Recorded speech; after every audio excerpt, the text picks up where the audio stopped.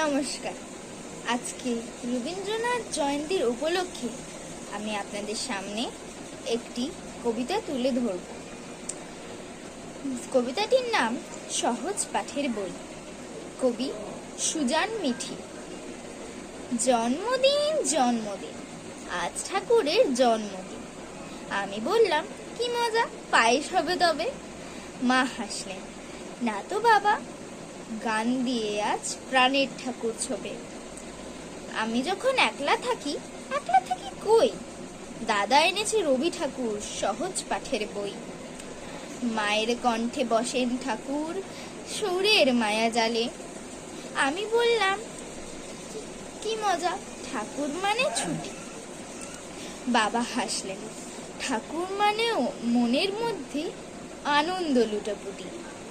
আমি যখন একলা থাকি কই, রবি ঠাকুর পাশে বুকে থাকেন সহজ পাঠের বই। নমস্কার।